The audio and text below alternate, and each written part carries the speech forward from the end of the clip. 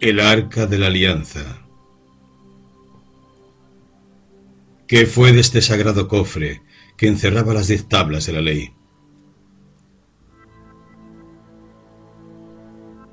Se dice que el Arca de la Alianza detenía ejércitos enteros, derribaba murallas y era capaz de abrir las aguas de los ríos. Se encuentra oculta en Jerusalén o custodiada en secreto en una iglesia de Etiopía. La búsqueda de la mítica Arca de la Alianza, uno de los tesoros más míticos del Antiguo Testamento, y que fue construida siguiendo las precisas instrucciones de Dios a los pies del monte Sinaí, ha durado decenas de siglos y ha encendido la imaginación de teólogos, aventureros y arqueólogos. La Biblia, en Éxodo 25, 10-22, la describe con mucho detalle. Era una especie de cofre de madera de acacia, revestida por dentro y por fuera con oro puro, que medía 2,5 codos de longitud y 1,5 de ancho y alto, unos 1,25 metros de largo por 0,75 de ancho y alto. Una cornisa guirnalda de oro rodeaba su parte superior y por fuera llevaba fijos 4 anillos de oro a ambos lados, a través de los cuales se insertaban 2 largas varas, también de madera de acacia, revestidos de oro, para poder transportarla. Su tapa superior, llamada propiciatorio, era de oro macizo y llevaba encima la imagen de 2 querubines de oro, uno de cara al otro y con las alas desplegadas, que miraban hacia el centro de la caja. Entre el espacio entre ambos querubines y el propiciatorio se formaba un espacio abierto, una especie de triángulo sagrado, que se llamaba oráculo, y era la parte más sagrada del arca. Allí Yahvé hacía sus prescripciones a Israel. Allí el Señor le había dicho a Moisés: me encontraré contigo desde encima del propiciatorio, de en medio de los 2 querubines colocados sobre el arca del testimonio. Te comunicaré todo lo que haya de ordenarte para los israelitas. Éxodo 25-22. Una vez que el arca fue construida, la Biblia nos cuenta que y dio Moisés en el monte Sinaí 2 tablas del testimonio, 2 tablas de piedra escritas con el dedo de Dios. Y Moisés tomó el testimonio y lo puso dentro del arca. Libro del Éxodo. Una leyenda posterior, contada en carta a los hebreos, relata que, aparte del testimonio o las tablas de la ley con los 10 mandamientos, ahí también fueron guardados la vara de Aarón, que reverdeció, y una vasija con el maná que cayó del cielo y alimentó al pueblo israelita en el desierto. El Arca de la Alianza, que representaba la alianza, pacto o convenio entre Dios y el pueblo judío, se transformó a partir de ese momento en el objeto más sagrado para Israel. Estaba situada en el Sancta Sanctorum, o lugar más sagrado del tabernáculo o del templo. Su utilidad fue variada, pues no solo estaba destinada a contener los elementos sagrados antes descritos, sino que además tenía fama de ser un arma capaz de proteger al pueblo elegido, siendo brazo ejecutor de los castigos de Dios. Los significados del arca, así, iban más allá de lo simbólico. Tener el arca era tener a Dios. Su transporte y cuidado fue reservado solo a la tribu de los levitas. Luego de dejar Egipto y durante la vida nómada y las expediciones en el desierto del pueblo judío, el arca siempre iba antes que el pueblo, porque ella mostraba qué camino seguir y dónde hacer alto cada noche. Y cuando era levantada, los sacerdotes decían: «Levántate, Yahvé, que tus enemigos se dispersen, huyan delante de ti los que te odian». Si alguna tribu enemiga atacaba, los israelitas sacaban el arca al frente de batalla y los enemigos huían despavoridos. El arca viajaba siempre cubierta por un velo de protección, más una capa de cuero fino y un paño de color púrpura. Poderes terribles. La Biblia nos relata que el Arca de la Alianza tenía poderes excepcionales e incomprensibles.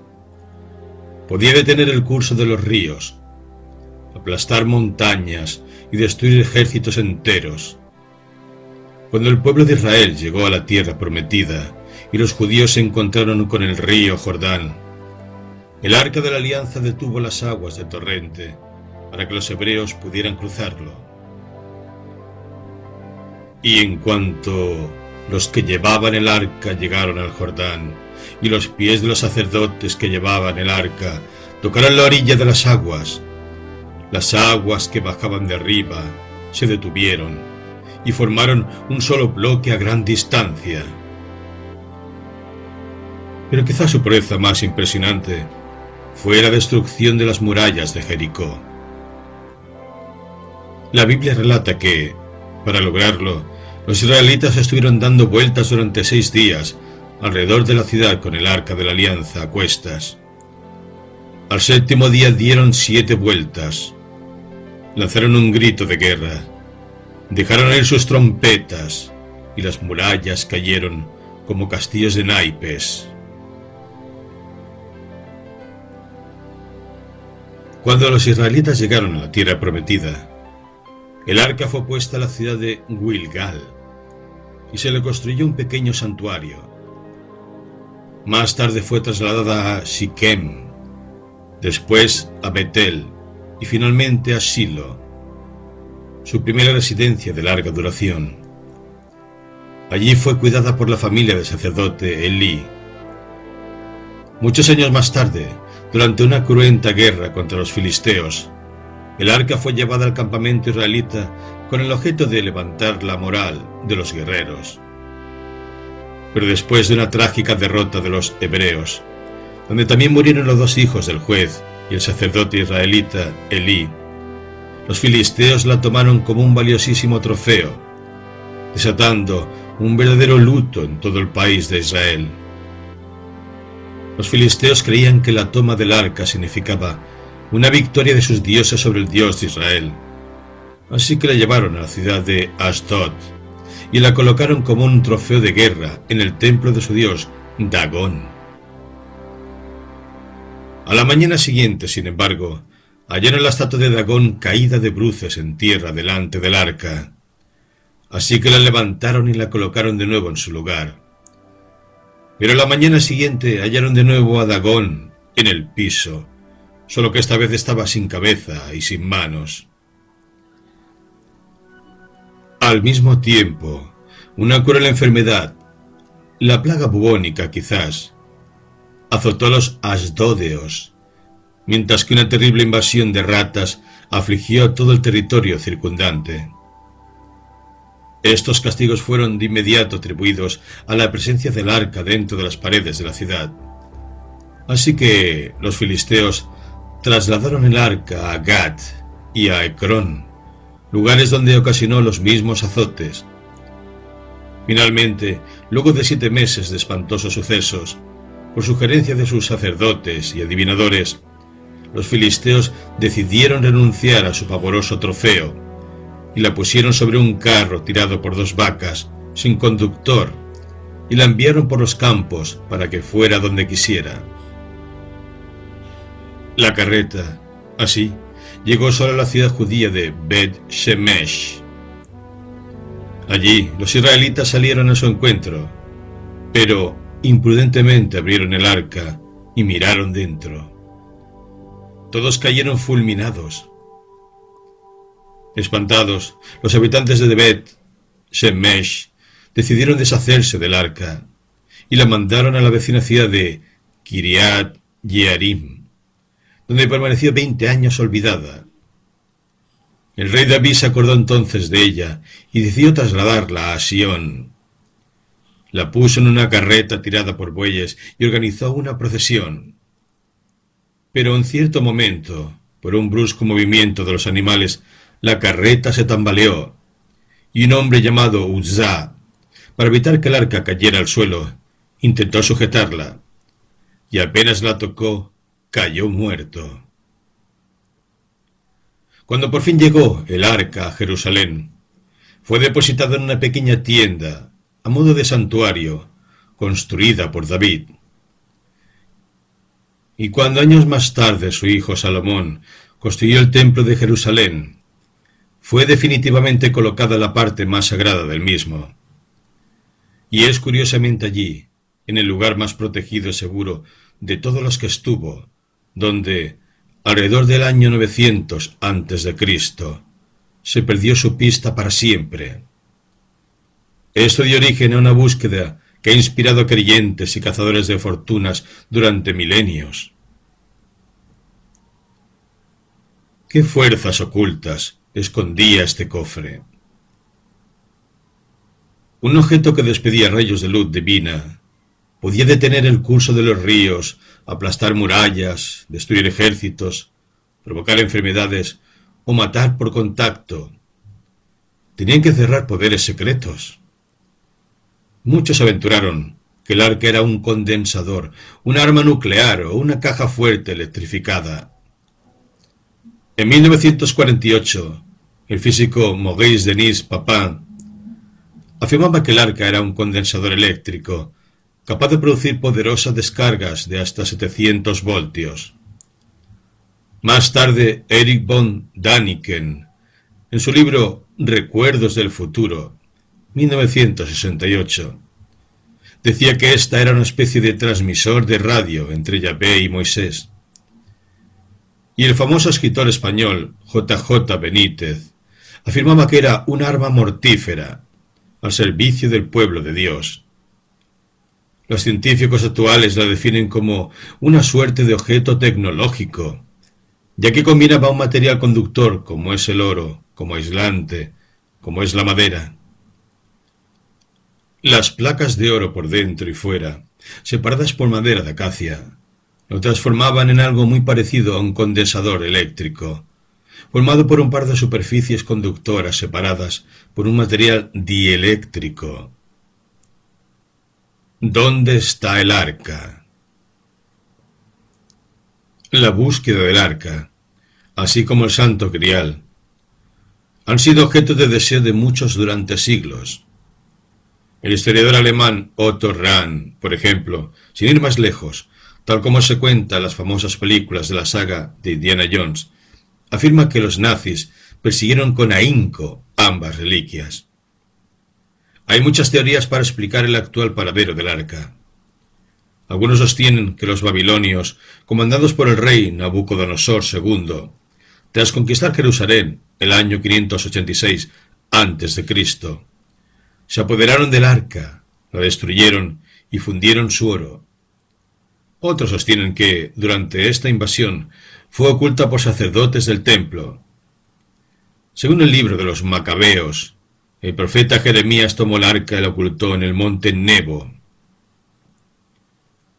El profeta, después de una revelación, mandó llevar consigo la tienda y el arca, y salió hacia el monte donde Moisés había subido para contemplar la heredad de Dios. Y cuando llegó, Jeremías encontró una estancia en forma de cueva. Allí metió la tienda, el arca y el altar del incienso, y tapó la entrada. Volvieron algunos de sus acompañantes para marcar el camino, pero no pudieron encontrarlo. En cuanto Jeremías lo supo, les reprendió diciéndoles: «Este lugar quedará desconocido hasta que Dios vuelva a reunir a su pueblo y le sea propicio. El Señor entonces mostrará todo esto, y aparecerá la gloria del Señor y la nube, como se mostraba en tiempo de Moisés». El diario británico The Telegraph, en un reportaje sobre el arca, respaldó esta teoría al entrevistar al rabino Chaim Ritzman, quien afirmó que la santa reliquia estaba ubicada a 1 kilómetro del actual templo de Jerusalén, oculta en cámaras subterráneas cavadas en los días de Salomón. Ritzman agregó que los judíos tienen una cadena ininterrumpida de información grabada y transmitida de generación en generación, lo que indica su posición exacta. Sabemos dónde ha estado el arca durante miles de años atrás. Podríamos cavar para sacarla, pero esta zona está controlada por los musulmanes. Sin embargo, otros historiadores y especialistas se inclinan a creer que el arca se encontraría en Etiopía, celosamente custodiada en la catedral de Zion Marian, en Aksum, donde habría sido custodiada por siglos por monjes ortodoxos de la ciudad. El arca habría sido llevada de Jerusalén por el hijo del rey Salomón, el vástago emperador Menelik I, que le llevó primero a la isla de Elefantina, cerca del río Nilo. Después habría sido llevada a una especie de tabernáculo en la isla Tana Kirkos, ubicada en el lago Tana, donde permaneció durante 800 años. Posteriormente, el rey Ezana de Etiopía decidió trasladar el arca de la alianza a Aksum, considerada como la Jerusalén de Etiopía. Hay variadas pruebas arqueológicas que respaldan esta teoría, como la existencia allí de reliquias pertenecientes al pueblo judío de la época del arca y que pertenecerían al templo de Jerusalén. Además, extrañamente, el arca es punto central del culto y la adoración cristiana en Etiopía.